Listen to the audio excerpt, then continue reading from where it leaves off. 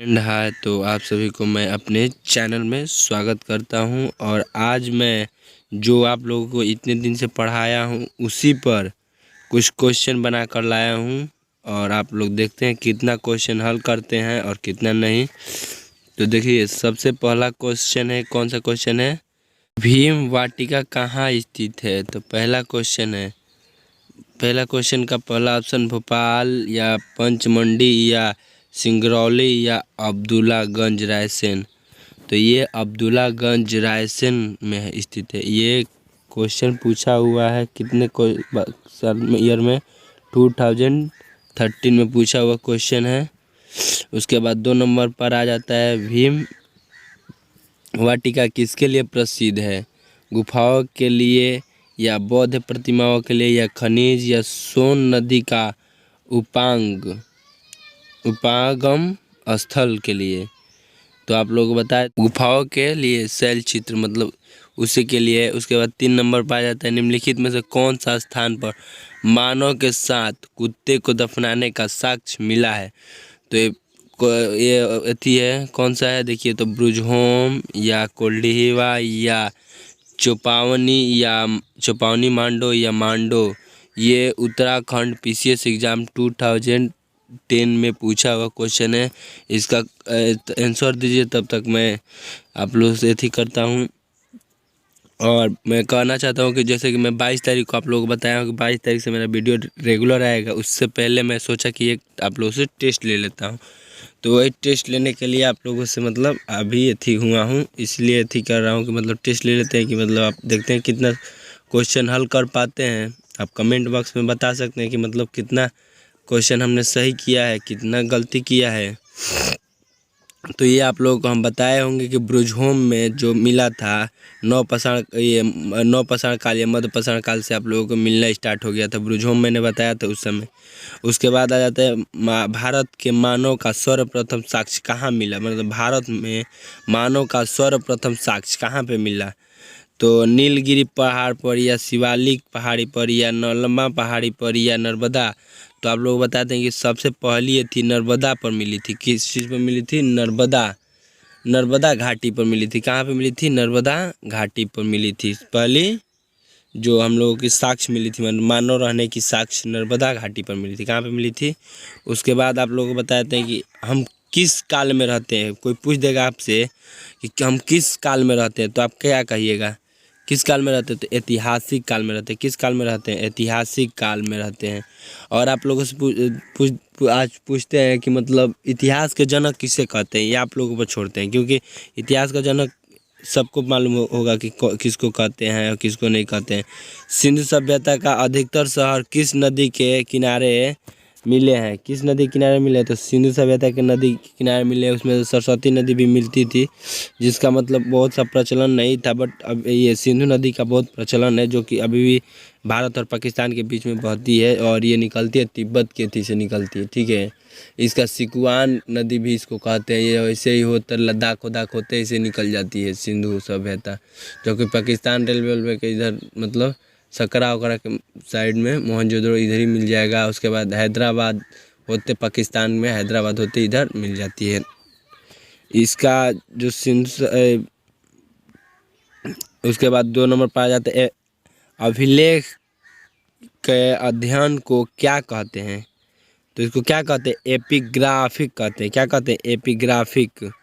सिंधु सभ्यता के शहर से मृतकों का टीला मिला था। किस शहर से मतलब मृतकों का टीला मिला था? तो मोहनजोदड़ो। और मोहनजोदड़ो का भी अर्थ क्या होता है?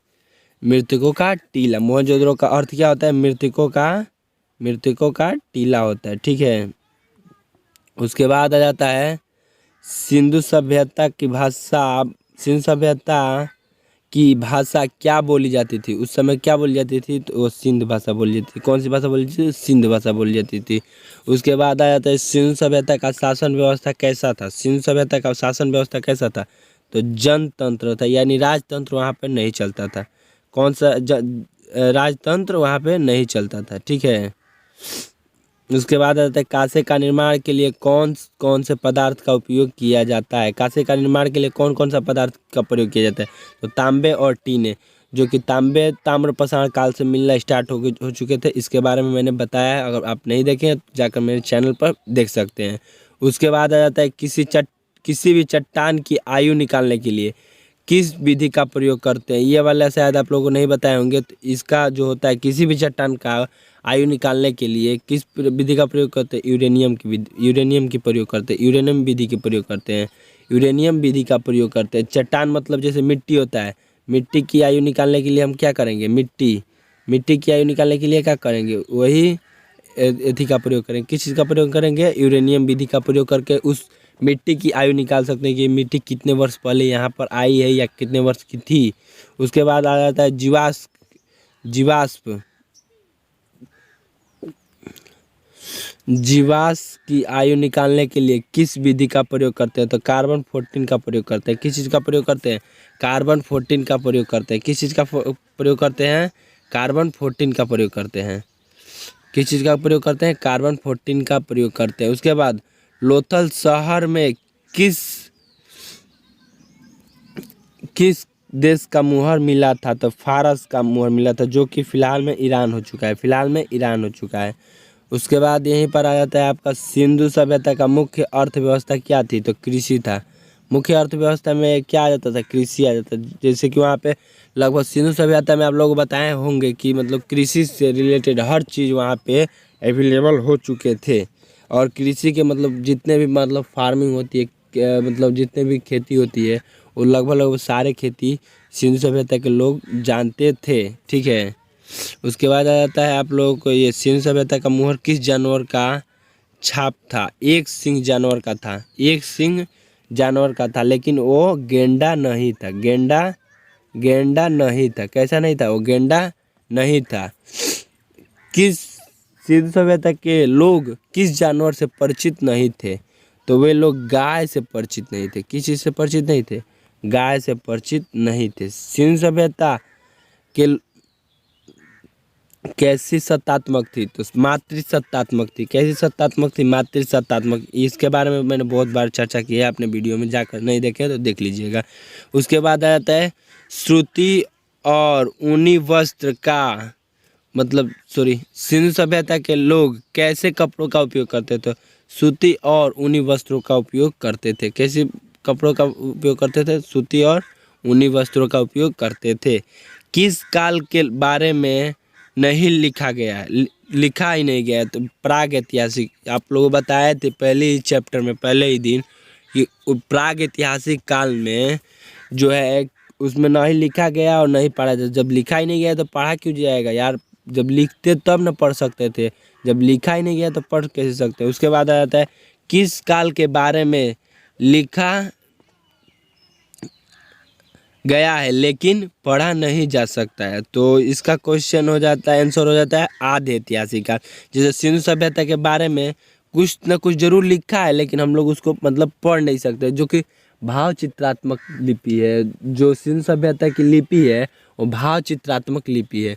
और हम लोग जो यूज करते हैं अभी फ़िलहाल में, तो वो कौन सी लिपि है, देवनागरी लिपि है। कौन सी लिपि हम लोग यूज करते हैं अभी, तो देवनागरी लिपि यूज करते हैं। काल के बारे में लिखा गया है और पढ़ा भी जाता है। जिस काल में हम लोग रहते हैं, इस काल के बारे में लिखा भी जा रहा है और पढ़ा भी जा सकता है। ठीक है। और उसके बाद आता है धान का साक्ष्य कहाँ मिला है, तो कोल्डिहिवा, जो कि उत्तर प्रदेश इलाहाबाद में है। 8000 वर्ष मतलब ये धान का साक्ष्य मिला था। और धान की भूसी जो मिली थी वो कहाँ मिली थी, गुजरात से मिली थी, लोथल शहर से शायद मिला था, लोथल शहर से मिला था। उसके बाद आता है सिंधु सभ्यता का क्षेत्रफल कितने लाख वर्ग मीटर में फैला है, तो ये फैला है 13 लाख वर्ग मीटर में। कितने लाख वर्ग मीटर में फैला है, लगभग 13 लाख में फैला, लेकिन 12 लाख कुछ, जैसे 12 लाख और ये तो और कुछ आ जाता है, मतलब 12,98,000 ऐसे ही वर्ग मीटर में फैला हुआ है। ठीक है। सिंधु सभ्यता का नाम किसने किया था, तो इसके भी बारे में मैंने बताया था आप लोग, जॉन मार्शल ने किया था। सिंधु सभ्यता की क्षेत्रफल का आकार कैसा है, तो त्रिभुजाकार है। कैसी आकार है, त्रिभुजाकार है। उसके बाद सिंधु सभ्यता का पहली खुदाई किसने करवाई थी, सिंधु सभ्यता की पहली खुदाई किसने करवाई थी, तो ये दयाराम साहनी ने करवाया था। किसने करवाया था, दयाराम साहनी ने करवाया था। और सिंधु सभ्यता का सबसे पहला शहर कौन सा था? तो हड़प्पा शहर था। कौन सा शहर था? हड़प्पा शहर था। कैसा शहर था? हड़प्पा शहर था। उसके बाद आता है सिंधु सभ्यता कितने समय से कितने समय तक चली थी, मतलब कितने वर्ष तक चला था? तो सिंधु सभ्यता 25 BC से लेकर 1700 BC तक चला था। अगर BC के बारे में नहीं जानते हैं तो इस पर भी मैंने वीडियो बनाकर ऑलरेडी अपलोड कर चुके हैं मेरे चैनल पर, वो नहीं देखें तो जाकर देख लीजिएगा कि उसके बारे में क्या होता है।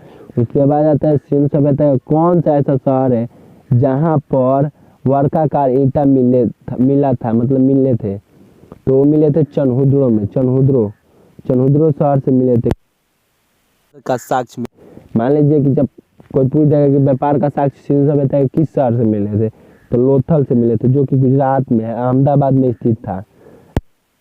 पश्चिमी एशिया का सबसे बड़ा बंदरगाह था। ठीक है। पाषाण युग में कितने काल होते थे? कितने काल होते थे? 3 काल होते थे। कौन कौन से काल? तो पूरा पाषाण काल, मध्य काल, नव पाषाण काल। तो पूरा पाषाण काल में आप लोगों को क्या मिला? पूरा पाषाण काल, ये तीनों कालों के बारे में मतलब कुछ भी लिखा नहीं गया है। ठीक है। पाषाण मतलब क्या होता है? पत्थर होता है। पत्थर क्या लिखते हैं? जो कि तमिलनाडु में स्थित है। कहाँ पे? तमिलनाडु में स्थित है। TM कहाँ पे स्थित है? तो तमिलनाडु में स्थित है, जो कि वहीं से पहली बार और सुव्यवस्थित ढंग से खेती का साक्ष्य किस काल से मिला है? ऐसे तो खेती का साक्ष्य जो है वो नव पाषाण काल से मिलना स्टार्ट हो गया, मतलब मध्य पाषाण काल से स्टार्ट हो चुका था। बट वो कैसी खेती थी? वो व्यवस्थित ढंग से खेती नहीं हुआ करती थी। उसके बाद खेती का साक्ष्य किस काल से मिला? तो देखिए आगे क्वेश्चन, ये मध्य पाषाण काल से मिला था। और ये जितने भी मैंने क्वेश्चन बनाए हैं ये अपने मन से बनाए हैं, और न कि किसी बुक से लिए हैं और न ही किसी एथी से लिए। जैसे हम पढ़ाए हैं कोई भी साल, तो उसी में से हम ये क्वेश्चन सारे बनाए हैं। और ये पहली बार खेती का साक्ष्य खेती कहाँ हुई थी? तो मेहरगढ़ में हुई थी, जो कि पाकिस्तान में है। मेहरगढ़ में हुई थी, पाकिस्तान में है। मानव का पालना किस द्वीप को कहते हैं? तो अफ्रीका को कहते हैं। अफ्रीका द्वीप, अफ्रीका महाद्वीप। सब मानव का पालना किस महाद्वीप को कहते हैं? तो एशिया को कहते हैं। किस द्वीप को कहते हैं? एशिया का। दुनिया का सबसे बड़ा महाद्वीप कौन सा है? एशिया महाद्वीप है। ये भी याद रखिएगा, एशिया महाद्वीप है। कभी भी पूछ देता है सबसे पहला जानवर कौन सा है, तो ये आप लोग तो जानते ही होंगे, नॉर्मली सी बात है। सब लगभग हमको लगता है कि 2 क्लास का भी बच्चा होगा जो जानता होगा। ये इसका हो जाएगा कुत्ता। क्या हो जाएगा? कुत्ता। व्यवस्थित ढंग से मानव कहाँ पर रहे थे? तो मेहरगढ़ में रहे थे। मेहरगढ़ में यहाँ पर व्यवस्थित ढंग से रहने का कारण भी है, पता है क्या? मान लीजिए अगर आप खेती कर रहे हैं, मान लीजिए कोई खेती कर रहे हैं